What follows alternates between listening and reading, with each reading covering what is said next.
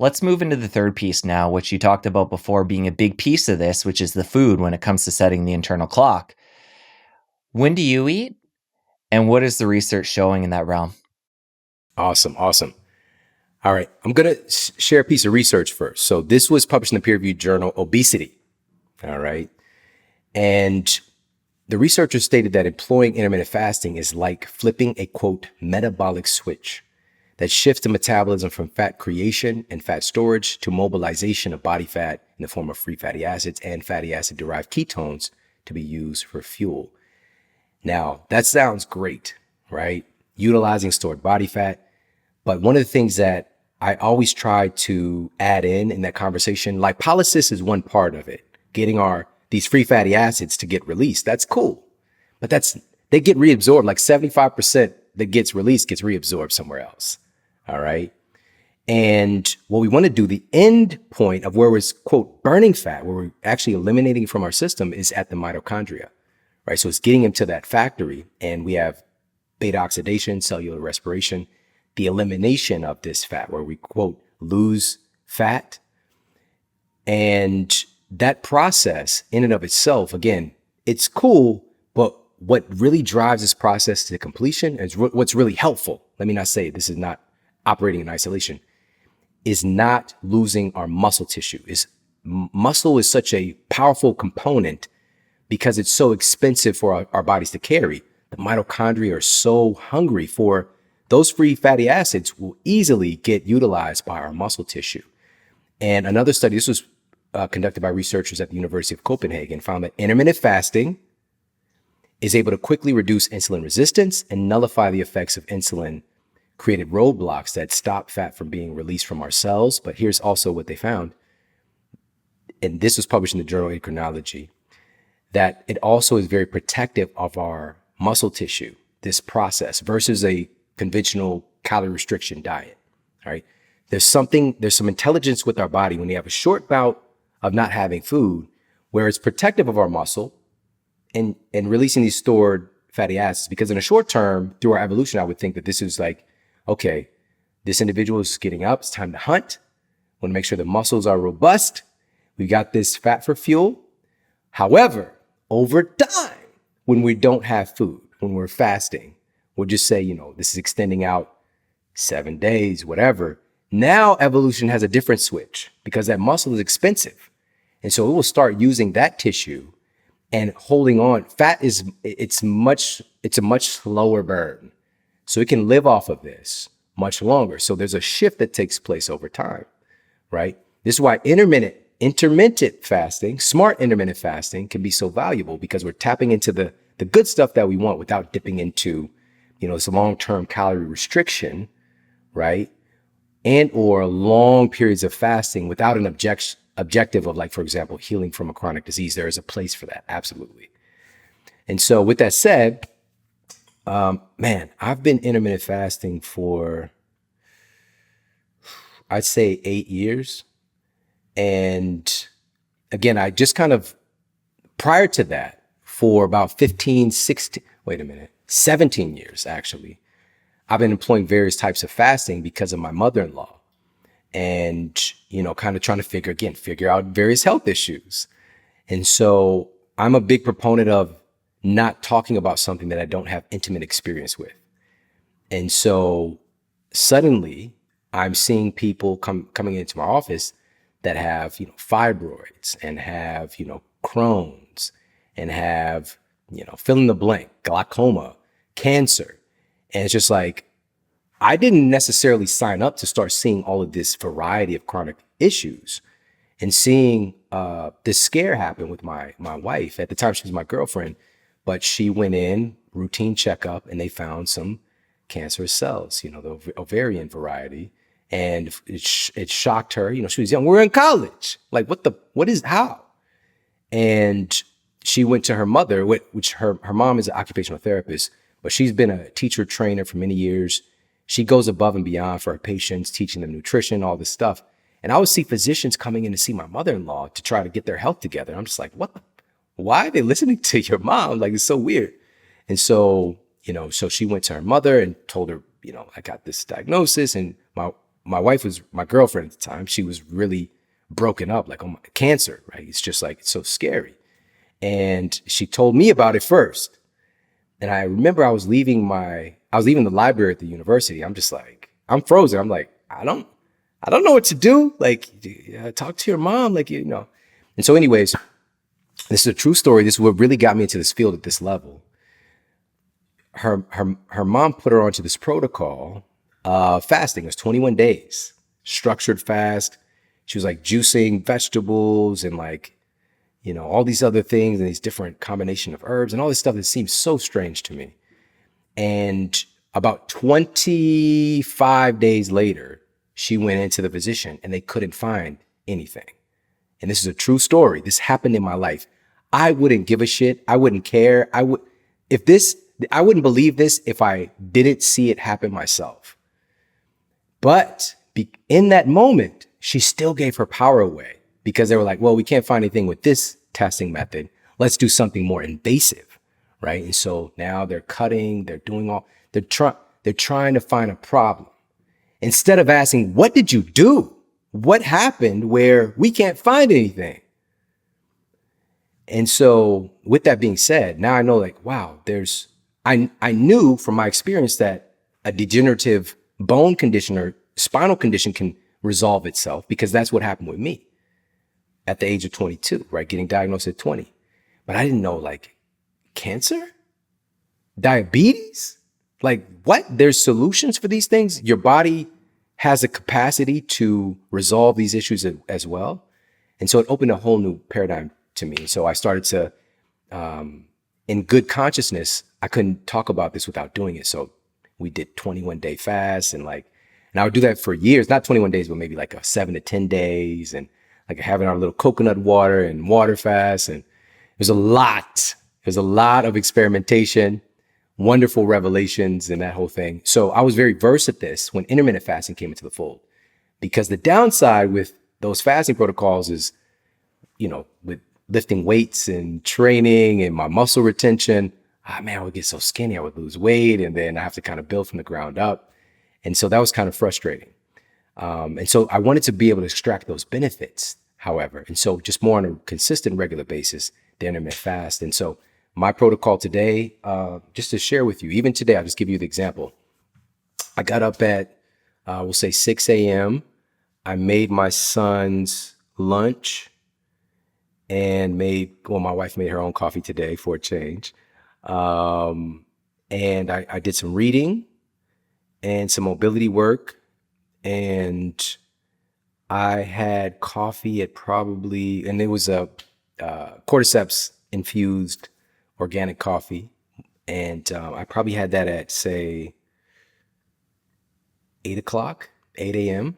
So maybe that was like 2 hours after getting up. And I had some MCT oil in there. I had, some collagen in there, which I don't always do. And so I had that. And then I did a workout at, say, 9 o'clock. It was like 45 minutes. And then I had a 15-minute cushion for us, you know, so I was like trying to get all the tech stuff together. And so, but while we started this interview, I just had some, you know, protein. I just had protein and water. And so I'll probably have my first, quote, meal at, you know, noonish my time. Interesting. Thanks for sharing all that. And I want to get into a couple details you shared. One being waiting 2 hours to have your coffee. That's not a typical type thing most people do. I'm somebody that, you know, I go to the washroom and I make sure my daughter's, you know, has her little breakfast and do a couple things around the house, feed the dog, and then have my coffee. Why wait that couple of hours? I'm so glad that you asked this. My wife literally just asked me about this, and I'm like, it's in my book, baby. I talk about it. Because there's conflicting ideas, because she was asking, does having this coffee break my fast? And I'm like, on paper, yes, because you're consuming something that is a caloric consumption as well. You know, you might have your ghee or grass-fed butter or, you know, the MCT oil, collagen, whatever the case might be. However, I don't know if you know Ori Hofmeckler. No, I don't. So he wrote the Warrior Diet many, many years ago. He's been talking, he was like Israeli special forces. He's got one of the coolest voices. And he's been talking about this stuff for so long. And he's a picture of this, right? Andrew Huberman, big fan of his, of Ori Hofmeckler. We actually ended up talking about him when we were talking. Andrew actually went to Ori's place one time, back in the day, like seeking counsel from the Yoda in a sense of this. And Ori really brought to the fold this concept of something called fasting mimicking nutrients, right? So fasting mimicking nutrients. He even shared data with me on something like a whey protein being something that doesn't, quote, break your fast as far as your metabolism is concerned. It actually nudges it into more of those metabolic actions that would happen while you're fasting. But in particular, also MCT oil, same thing here. And so, and I want to share this, by the way, because that consolidation of time, I think people can be dogmatic about, like, it needs to be a certain, 16:8 or 12:4, like what's the best? This was published in the journal Cell Metabolism. And they were looking at the habits, first of all, of the average adult American. And they found that the average person, from the first bite of food in the morning to the last thing they have in the evening, they eat about 15 hours span a day. All right. Which is nearly the amount of time most people are awake. Okay. And the scientists decided to see what would happen if they simply shortened their eating window just a little bit for the test subjects to see what would happen. And they just had them reduce their eating window to 10 to 12 hours, 10 to 12 hours. All right. So this is just 12, like this would be 12-12. And here's what happened. After 16 weeks without any standard dietary restrictions, by the way, they didn't tell them anything, just eat your food in this window. By shortening their eating window, the study participants lost an average of over 7 pounds. All right. They subjectively reported that they were sleeping better, they had more energy, and also an analysis of their diet found that they naturally reduced their caloric intake by about 20%. So they were losing weight. And this was without calorie restriction, again, by the way. They were losing weight, eating foods that they enjoyed, and experiencing a lot more energy. But again, there's a lot more going behind the scenes with metabolism. So even just having intentional, right? I'm done eating dinner at, say, 7 p.m. I have my coffee at 7 a.m. the next day, right? If you're concerned about on paper. However, we have this paradigm of fasting mimicking nutrients, and I can share a specific on this. All right, now to specifically highlight how coffee can fit into this equation of a fasting mimicking nutrient source. Here's a study. This was published in the American Journal of Clinical Nutrition, revealed that coffee actually stimulates the release of a variety of satiety hormones, including CCK. Now, this is produced primarily by cells that are in our gut, and CCK has this really prolific impact on our overall metabolism. And so another one of the people know a lot about leptin right now as kind of being the glorified captain of the satiety hormone team. But there's also CCK, there's also adiponectin, which adiponectin has this really interesting ability to specifically target visceral fat and as far as like releasing energy as well. So our satiety hormones don't just play a role in making us feel satiated, they play a role in fat metabolism. And so another aspect with coffee was that, now this is where it gets really interesting. The chlorogenic acid found in coffee has been found to increase the breakdown of stored white adipose tissue while increasing the protection of our muscle tissue. That is like a perfect complement to what fasting does. That's exactly what we want in an intermittent fast. Again, protection of our muscle tissue to also sustain this fast. And I'll share one more. This is according to data published in the journal Biochemical Pharmacology, found that coffee is able to accomplish this particular feat through the action of AMP activated protein kinase, or I call it AMPK.